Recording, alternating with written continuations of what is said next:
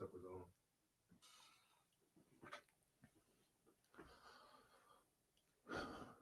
Good evening, good evening, good evening. What's going on, everybody?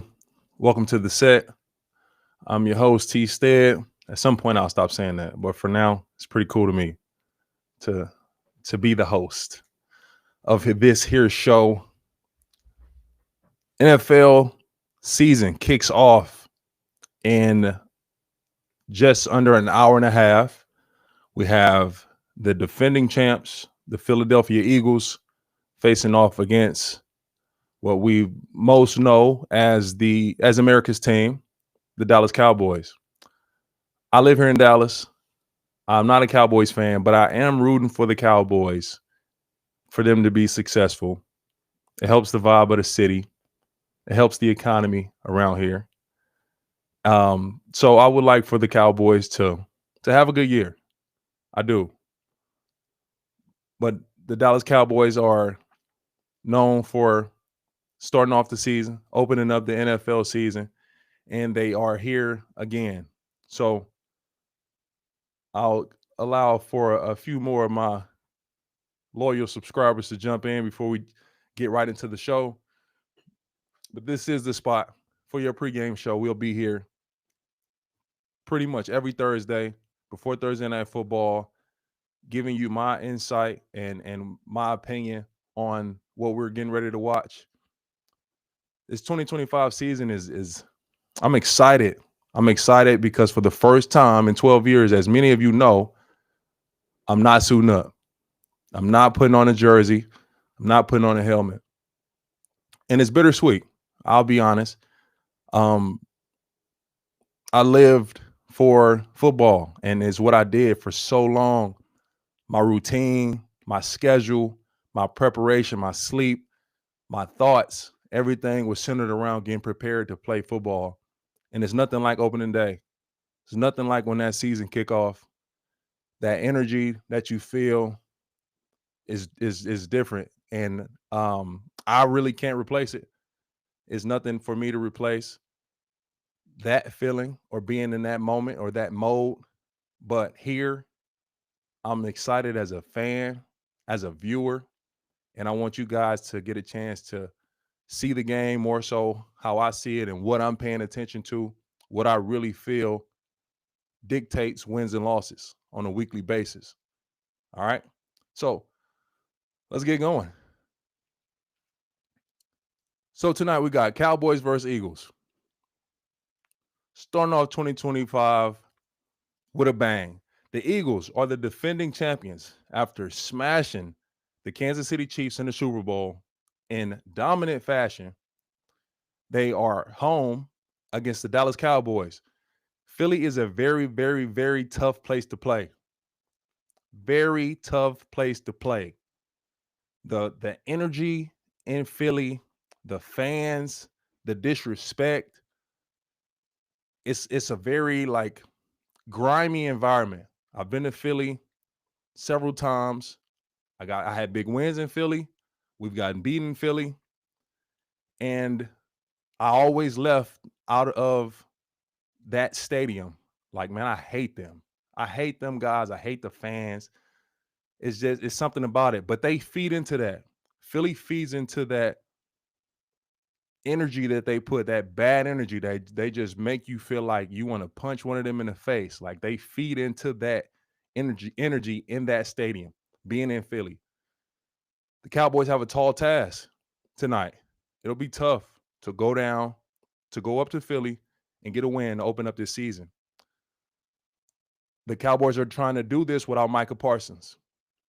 As we all know, Micah was just recently traded from Dallas to Green Bay in a straight up mind-blowing move. People are trying to justify the move or make sense of it, not justify. You know, Jerry Jones going to do what Jerry Jones does, but it's mind-blowing that they weren't able to reach an agreement. People are trying to make it seem like the Cowboys won the trade. It's impossible to say. Impossible to say. You got 2 first-round picks, but we don't know. There's so much unknown that goes into that. Yes, you get Kenny Clark in return, who's a really good player, is a great player. He's a very prominent force against the run. Cowboys will struggle to rush the passer. DeMarcus Lawrence is not there. Micah Parsons is not there. You got Jordan Mailata, Lane Johnson on these edges tonight. No Micah, no DeMarcus Lawrence. Like, I see Jalen Hurts being really comfortable back there. I see him getting really comfortable back there, finding his spots, picking his spots. So if you guys got, man, some fantasy picks, AJ Brown, Devontae Smith, them guys, I think will have a pretty good night. Not to mention Saquon Barkley. He's coming off the year that he had, 2,000 yards, and he's not slowing down. He's getting more comfortable in that offense, being around those guys. Dallas has a really tall Dallas defense, I'm sorry, have a really tall task ahead of them, getting that Philadelphia Eagles offense off the field tonight. To Dallas offense now, we go over to Dak Prescott, and what the Cowboys need to see from Dak is dominance. His decision making, his leadership, his accuracy, his ability to extend plays, make plays. Dallas, in order for Dallas Cowboys to be in the running this year, in my opinion, Dak Prescott has to have an MVP candidate type season. Dak cannot have a good season and the Cowboys are victorious and are winners this year. Dak Prescott needs to be MVP caliber Dak Prescott in order for the Cowboys to be in the running this year. I strongly feel that way. Now the Eagles, on their Super Bowl winning defense, they lost some pieces. They lost Chauncey Gardner-Johnson. He's down in Houston. They lost Josh Sweat. So they lost some pieces. Darius Slay as well. Nolan Smith is a guy I want to pay attention to tonight. Nolan Smith is a young rusher for Philly out of University of Georgia. And he started to come on last year. And he really started to implement himself as one of the guys. I hosted Good Morning Football with Nolan Smith earlier this offseason. And he talked about how much he's grown as a player, how he's starting to figure out the game, and the game is starting to slow down. When you're talking to a younger player and they use those words, the game is starting to slow down, that's when it gets scary. When a younger player can start to have great feel, have great awareness, anticipation on what's coming before it happens, that's when you see players take that jump. So Nolan Smith using those words, the game is starting to slow down. He's a guy that I'm watching tonight. I'm watching Nolan Smith. I want to see how he performs against the Cowboys offensive line. Now, speaking on the Cowboys offensive line, we have some changes. The great Zach Martin is no longer there. Zach Martin was the right guard for the Dallas Cowboys for the last 11 years. He is an 11-time All-Pro. I'll say that again.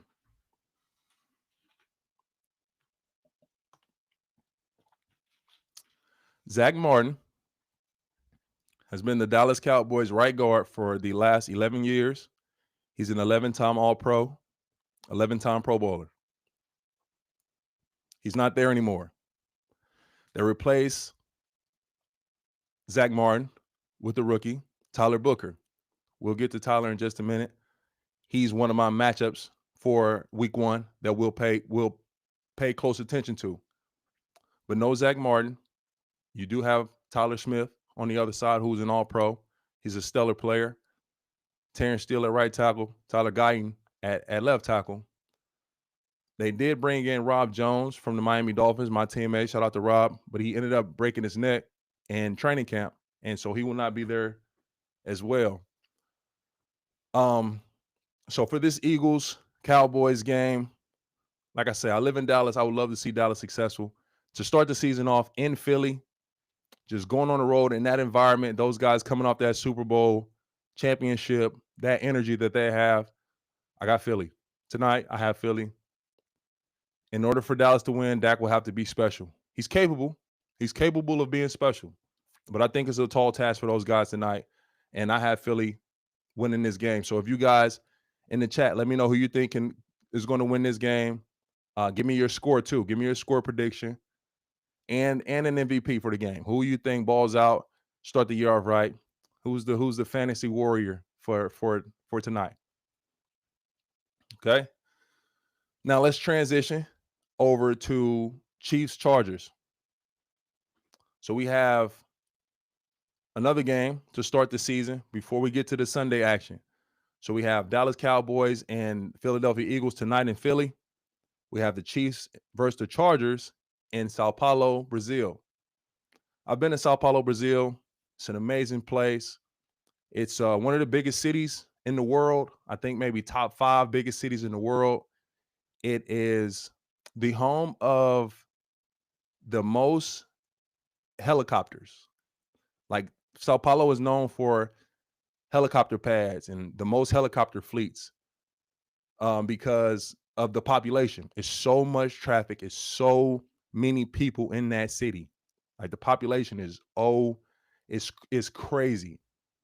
So it's known for how many helicopter pads. Like that's the way that they going from building to building is normal on a helicopter in Sao Paulo.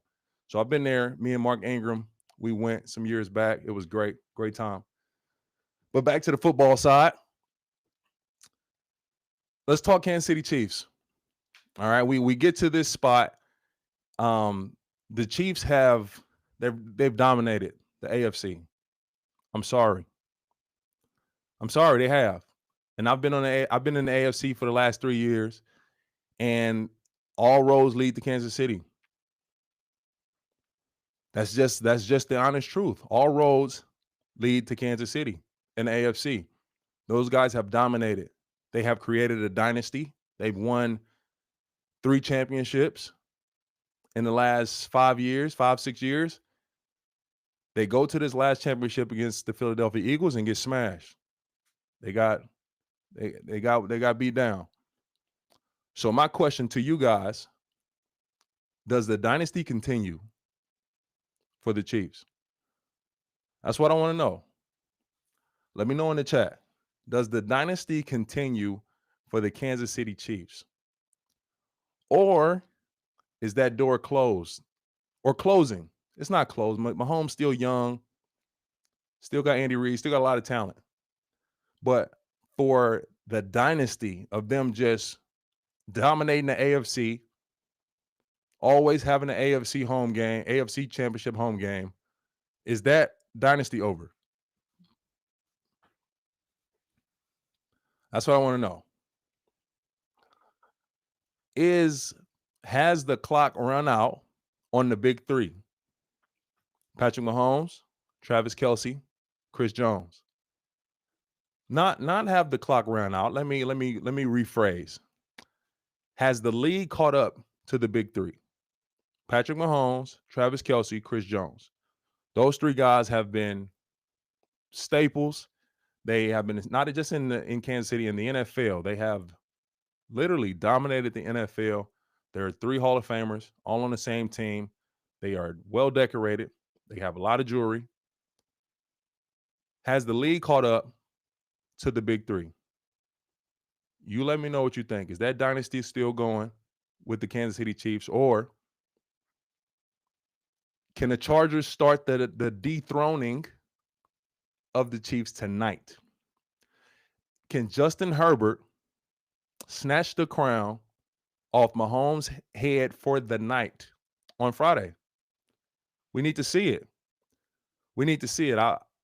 I see Justin Herbert. He gets a lot of praise, and mostly rightfully so, for what he's able to do as a quarterback. I think he's an exceptional quarterback.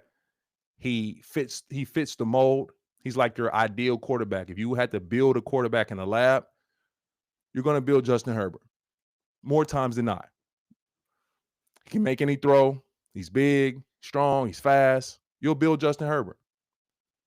So he has what it takes. He looks the part, all those things, and he's done really well. But it's time, in my opinion, it's time we see Justin Herbert ascend. I want to see him go into that next tier of quarterback. He has what he needs. He has it. So does it start tomorrow where he snatched the crown from Patrick Mahomes? Is like, it's my time.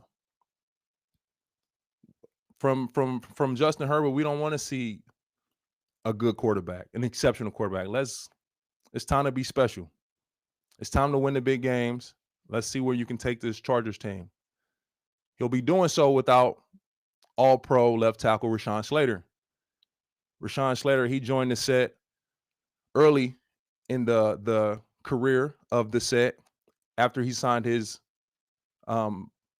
contract, making him the highest paid left tackle in NFL history, highest paid offensive lineman in NFL history. And he went down with injury in training camp and took him out for the season. And it was just devastating news to see. Thank God that he was able to sign his deal before that. Still praying for you, Rashawn. I know you are working your butt off in rehab to get back for your team. But tomorrow, the LA Chargers will be facing off against the Kansas City Chiefs without Rashawn Slater. They still have a very, very good offensive line. They have a ton of first rounders on that offensive line. Those guys, and whoever's stepping in that left tackle, he has to step up and fill some big shoes. But they are very talented up front. Joe Alt, Zion, Mekhi Becton. They have the names. They have the guys up front that can get it done. For the Chiefs offensive line, they lose Joe Thuney, who's been a staple for them. Trey Smith, he just got his big contract, well-deserved. He's a monster. He's a dog, a mauler. Well-deserved for him. Creed Humphrey next to him. So those two guys in the middle are they're dominant. Time and time again, they are dominant. So looking at this Chiefs versus Chargers O-line, D-line matchup, the Chargers don't have Bosa. Joey Bosa is gone. He's in Buffalo now. So can Khalil Mack and company contain Patrick Mahomes? And Khalil Mack will be going up against a rookie left tackle. So that's an opportunity for him. He has to win that matchup. He have to make Mahomes very uncomfortable in that pocket. If not, if the rookie is holding up well against Khalil Mack and they're able to block him without the slide help or tight end help, it'll be a long day for the Chargers. It'll be a long day. I don't care how well they can cover. If they can't get to Mahomes, if you cannot affect Patrick Mahomes, you lose against the Chiefs. Because he can extend plays.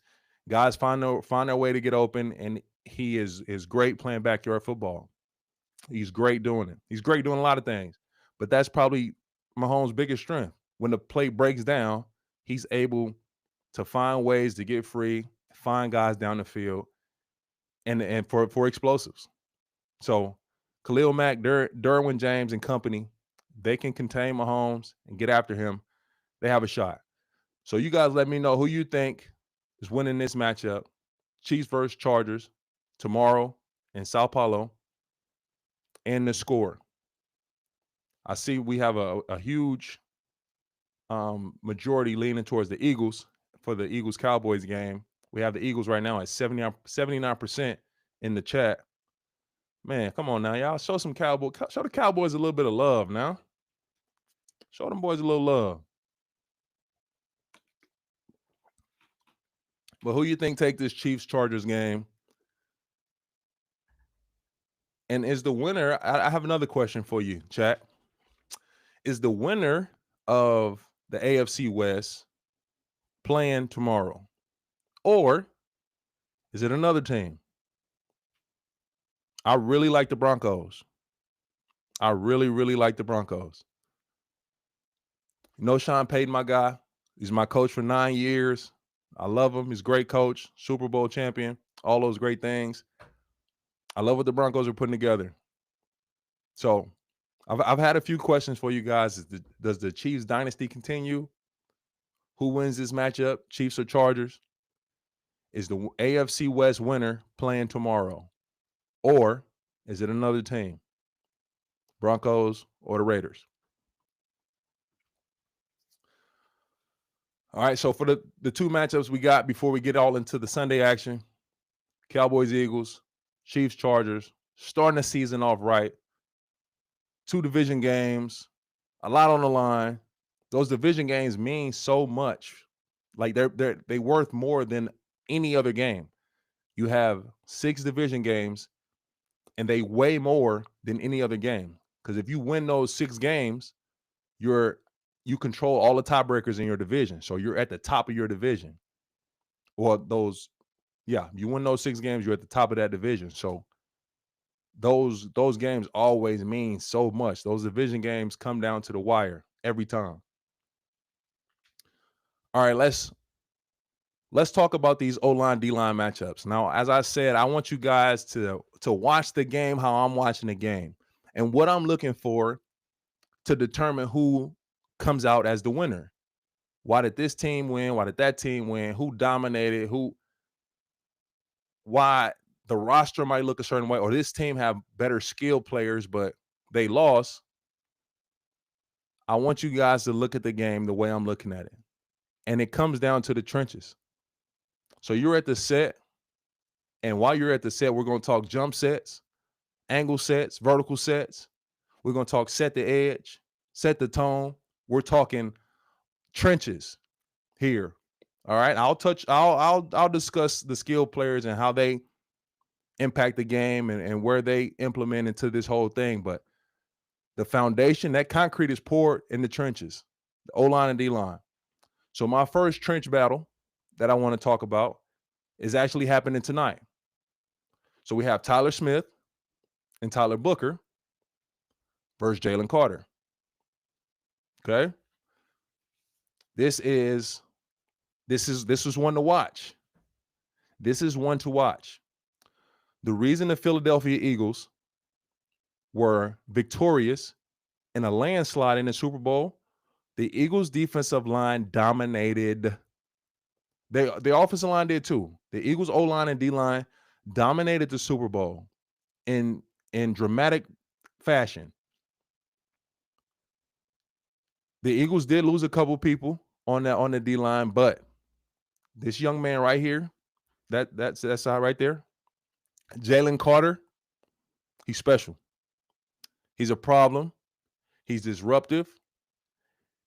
He's a trash talker. He talking crazy. He's trying to intimidate his opponent.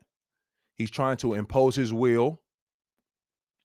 Jalen Carter can single-handedly take over the game. Now, as he's trying to be dominant and intimidate, he's going up against another All-Pro, Tyler Smith. Tyler Smith has experience against Jalen Carter. They've had battles together against each other. They both have wins and losses. Tyler Smith has done really well against Jalen Carter. He's very aggressive. Tyler is very aggressive. He's not much of a talker, but he's physical. He's a dog. So that's an All-Pro versus All-Pro battle. Tyler Smith versus Jalen Carter. Now, the thing about the defensive line is those guys move around. On the O-line, I was left tackle. You know where I lined up every play. I'll line up in the same spot. Tyler Smith, left guard. We know where he lines up every play.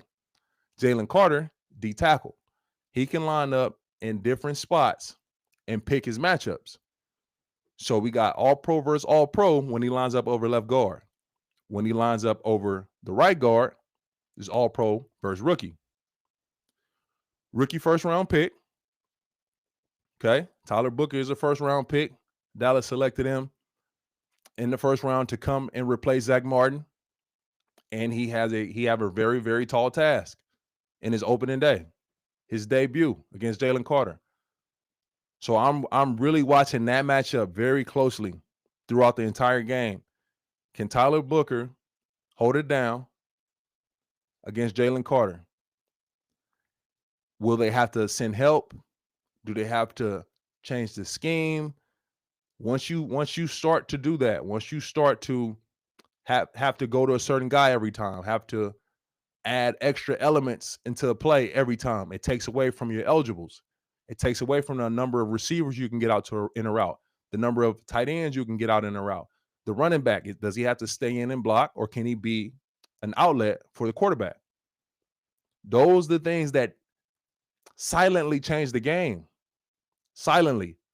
Can we block this front with 5, or do we need 6, 7? So if you have 7 blocking, there's only 3 running routes.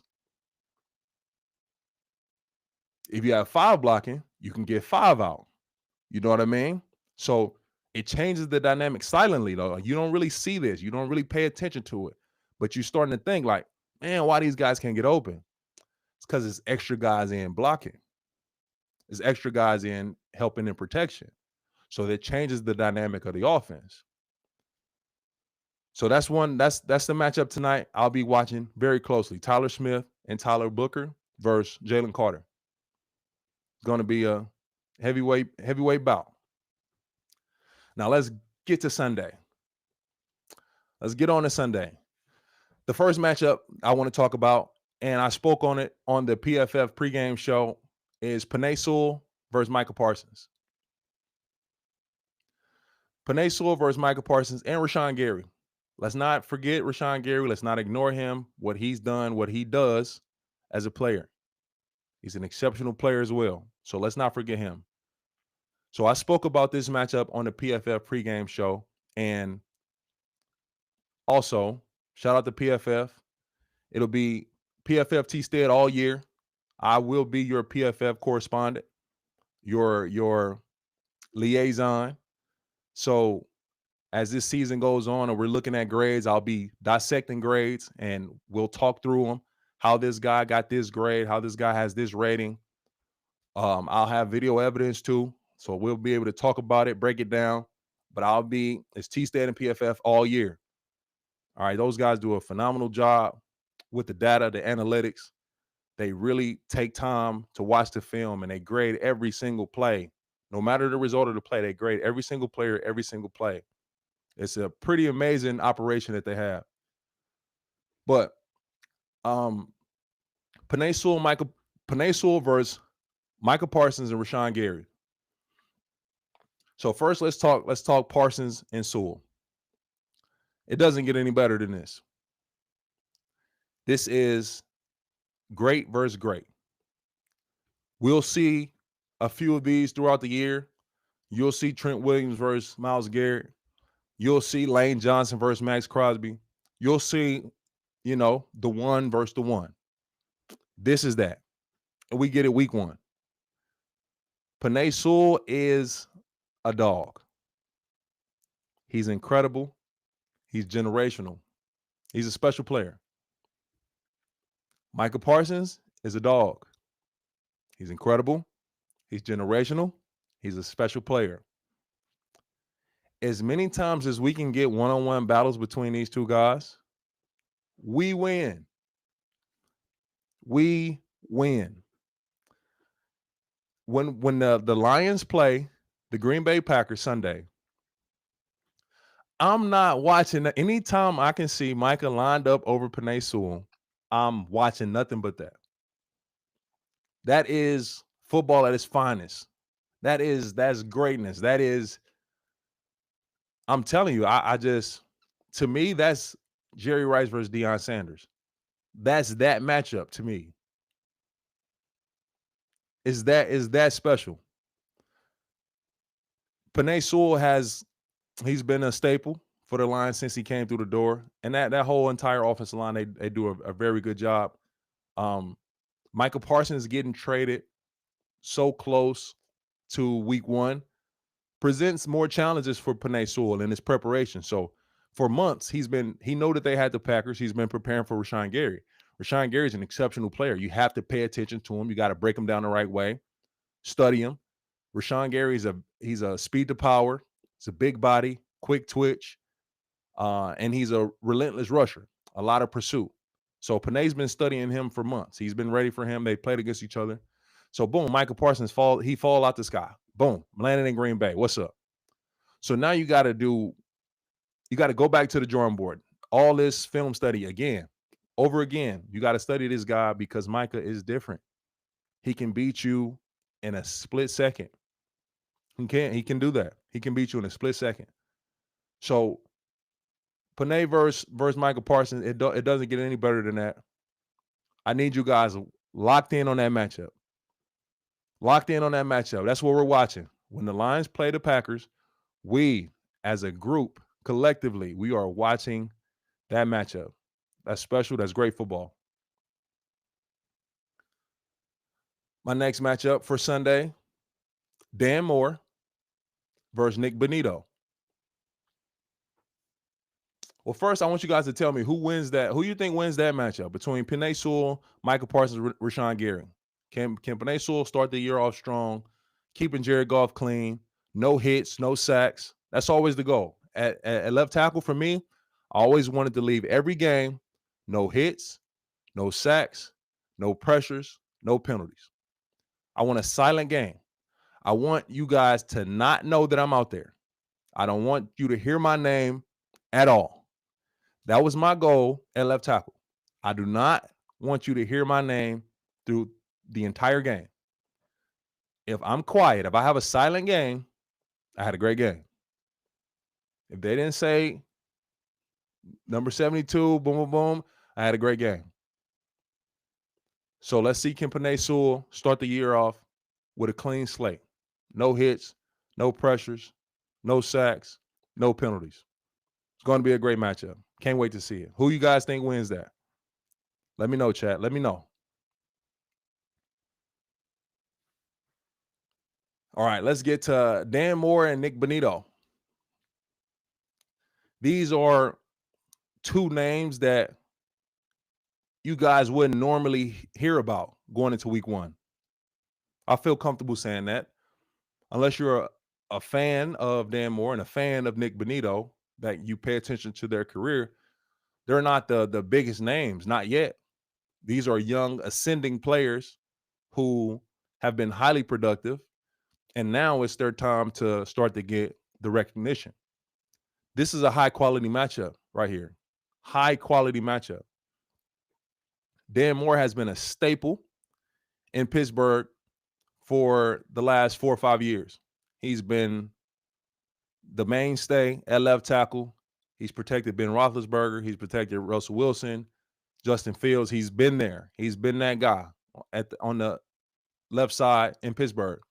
He just signed a massive deal to come over to Tennessee and protect now the number 1 overall pick, Cam Ward. That's a huge investment. Tennessee made a huge investment taking Cam Ward, number 1 overall pick, so you protect your investment.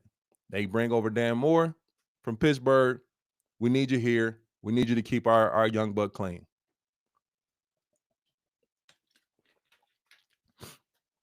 So Dan Moore gets to start the season off against Nick Bonito. Nick Bonito had his career high in sacks last year on a very dangerous Denver Broncos defense. Very dangerous Denver Broncos defense. The things that Vance Joseph is able to dial up, the different schemes, the different disguises, because he has Nick Bonito and Zach Allen and Jonathan Franklin Myers. And on the back end, Patrick Surtain and Brandon Jones. Those guys are covering people so closely, quarterbacks have to hold the ball a little longer. So that's something that you got to prepare for when you're Dan Moore. All right, Cam Moore might have to hold the ball a little longer because Patrick Surtain took away the number 1 read. Brandon Jones just jumped the second read. So those parts comes into the pass rush. It goes into the pass protection. People don't necessarily think about that. If the quarterback is able to just snap the ball, get the ball out right away to open guys, it's like the pass rush is null and void. They don't exist. But when a quarterback has to hold that ball, go to read 2, read 3, get to the check down, that's when you see the numbers. That's when you see the quarterback taking hits. That's when you see the sacks. Denver does probably the best job in the league at that. taking away early reads, making quarterbacks hold the ball, and guys like Nick Bonito getting to the quarterback. So this matchup, Dan Moore versus Nick Bonito, is high quality. This is fire. I can't wait to see what Dan Moore does in Tennessee. He's been great in Pittsburgh. Now protecting Cam Ward, number 1 overall pick. It's a lot to think about. It's a lot of pressure, but he'll be up for the challenge. So I'm looking forward to watching that matchup, and we'll discuss it again on Monday. We'll talk about the winners and losers, and we'll be able to really dissect the technique that was used and who won, how did they win, who lost, and why did they lose. So looking forward to all that with you guys. All of it right here on the set. Let me know who wins this one. Dan Moore, Nick Bonito. Who wins this matchup? Helps their team win the game. Lastly, for my O-line, D-line matchup for Sunday that I'm really watching closely, Laramie Tunsil versus Brian Burns, Abdul Carter, Kayvon Thibodeau. Okay.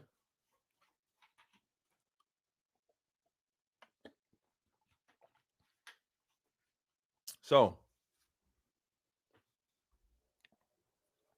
we got Laramie Tunsil, who was traded from the Houston Texans over to the Washington Commanders. When I saw the trade, I'm like, wow. Houston traded LT. They traded Laramie Tunsil. Laramie Tunsil has been the standard at left tackle. A lot of you not. He has been consistently dominant. He's healthy. He's, no matter who's the quarterback, no matter how the season is going, Laramie Tunsil has been sensational his whole career in Houston. Amazing. So when I saw the trade happen, I'm like, man, they traded Laramie Tunsil. But then I saw who he got traded to.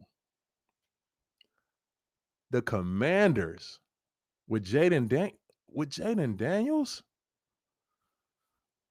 Oh man.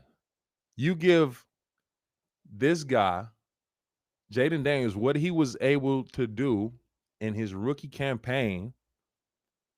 You give him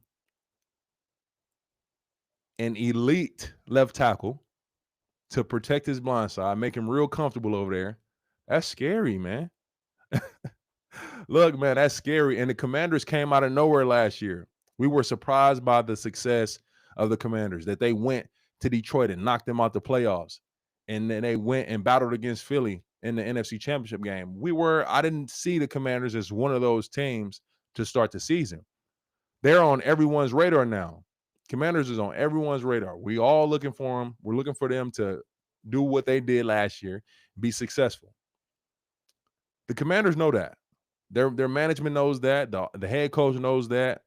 They go get Laramie Tunsil to protect that special quarterback that they have. That is a great recipe for success. So getting into this matchup, Laramie Tunsil versus Brian Burns first. Brian Burns he's one of them ones as a pass rusher.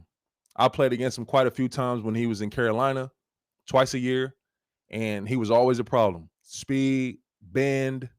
He started to add power to his game, which really helped him and made you stay off balance, off track as you're trying to block him and keep him away from the quarterback. He's only gotten better throughout his career. And they just keep adding these pieces to the Giants' defensive line. You got Dexter Lawrence in the middle, so you can't slide past Dexter Lawrence. Like, you have to help on Dexter Lawrence, or he's putting your center or guard into the quarterback. So it's going to be a lot of one-on-one opportunities for Brian Burns versus Laramie Tunsil. They draft Abdul Carter in the first round. Same thing. He's explosive, freak athlete. He's very twitchy. His change of direction is nice. He'll get a lot of one-on-one opportunities against Laramie Tunsil as well. I really, really look forward to seeing these matchups. I want to see how those guys do. And Laramie Tunsil he's a no-help tackle. He's a slide away from me, no tight end, no running back chip. You gonna get your real one-on-one. We gonna dance over here. That's Laramie. That's LT. That's what he does. So we'll get the chance to see. I know for a fact in this matchup, we'll get a chance to see LT versus Brian Burns, LT versus Abdul Carter, LT versus Kayvon Thibodeau. Thibodeau is a bigger body, more speed to power.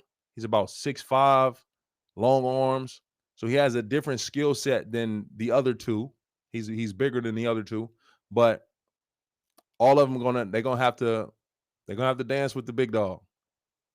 So what you guys think about this matchup? Laramie Tunsil versus this trio: Brian Burns, Abdul Carter, Kayvon Thibodeau. I'm rocking with LT on this one, and not to say anything about the rushers because they're nice, but this is what he does at a very high level, So it's gonna be great to watch Laramie Tunsil with the Commanders this year, and I think the Commanders have a chance to compete with the Eagles in that division.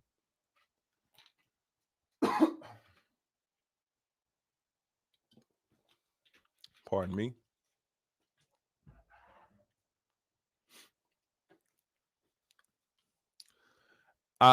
For the ones here that tuned into the set Monday, I had my guy Dougley Durong jump on the set, and we had a great collab.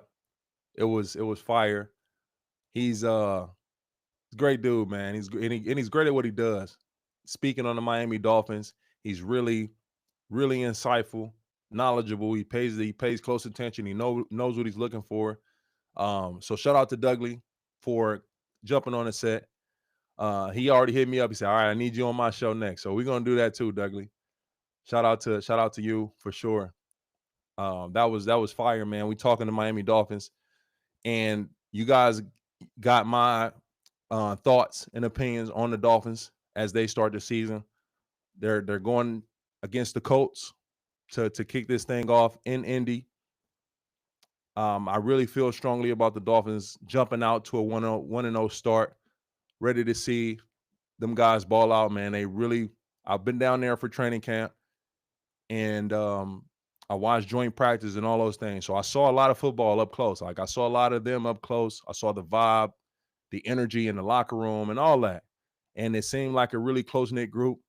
It doesn't necessarily equate to winning, but I think it's a great foundation and great recipe for those guys to do what they set out to do.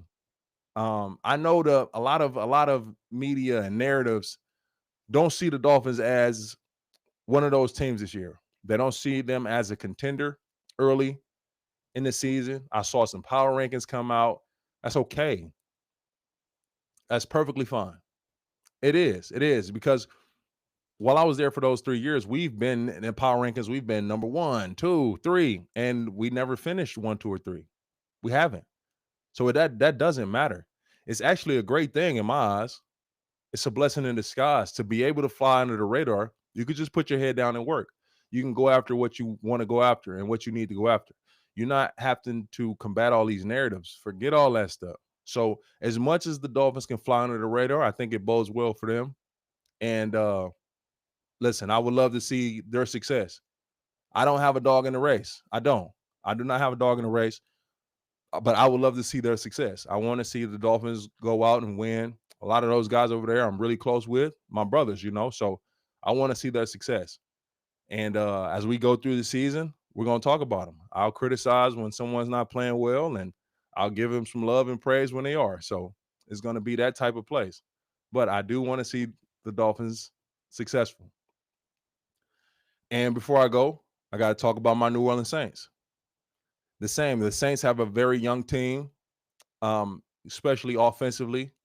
They have a quarterback that's starting. He's in his second year, Spencer Rattler. He has just a few starts under his belt. Tyler Shuck was also competing for that starting job. He's a rookie that they drafted this year. And very young offense. Really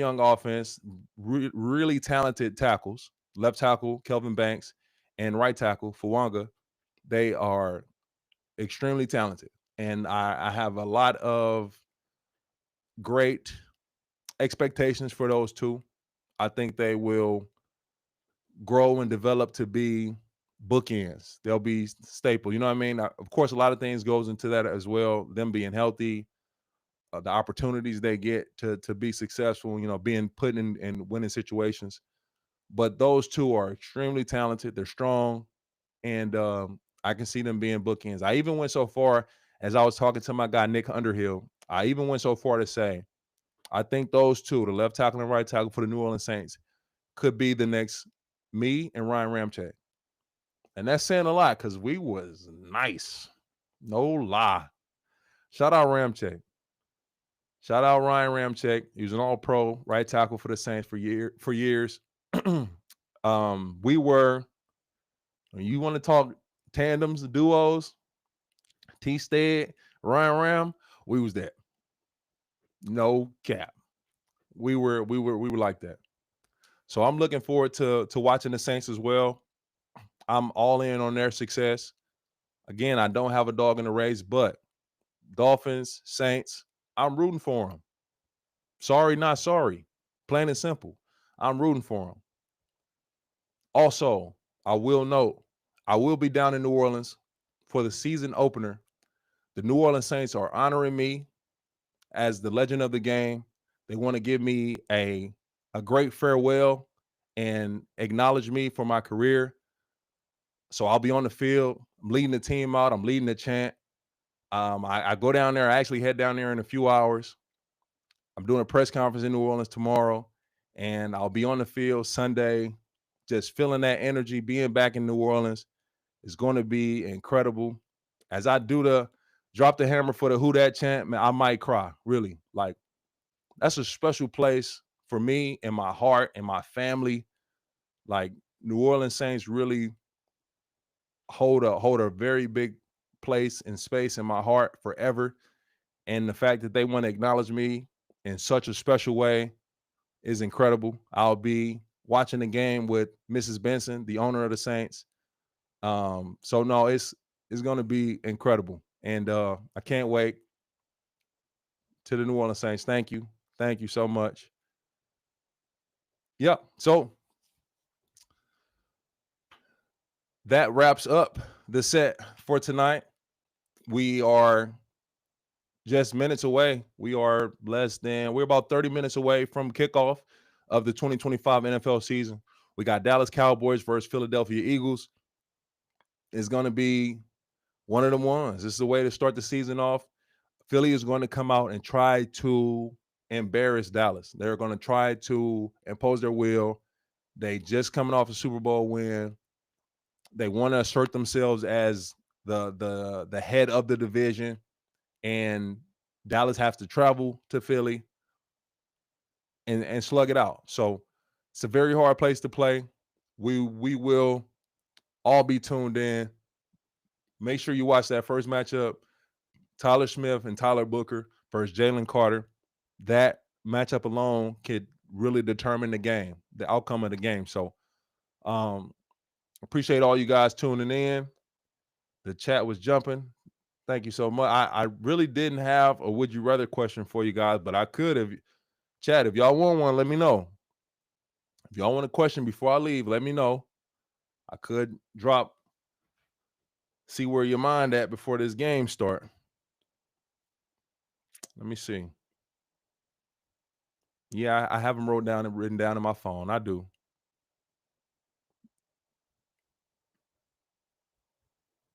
Okay. Oh, I got a fire one too. Oh, I got a fire would you rather for ya. Yes, sir.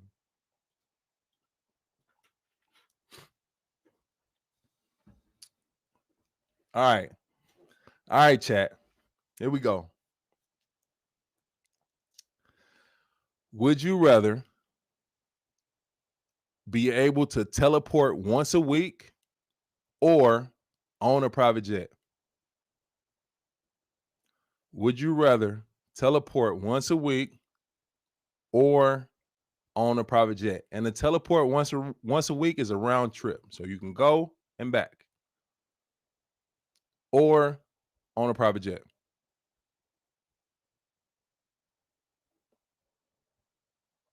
Let me know. What you doing?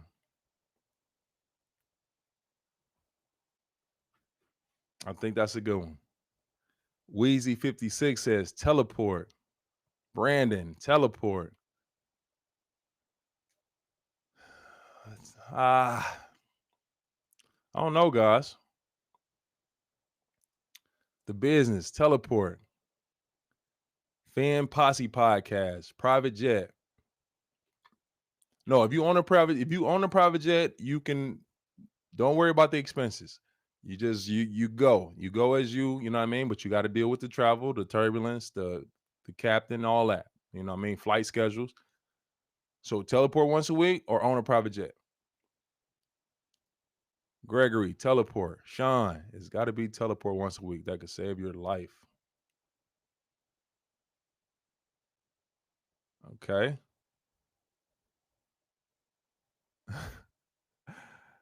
Kakashi TV, you asking a lot of questions, my friend. A lot of questions. Just no, you can't bring nobody with you when you teleport. No, it's you. It's just you. You could bring somebody on your PJ, on your private jet, but no.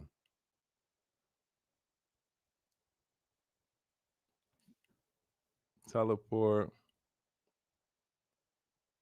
Hippie Kenny G. No emissions. Instantly travel. Easy. Teleport. All right.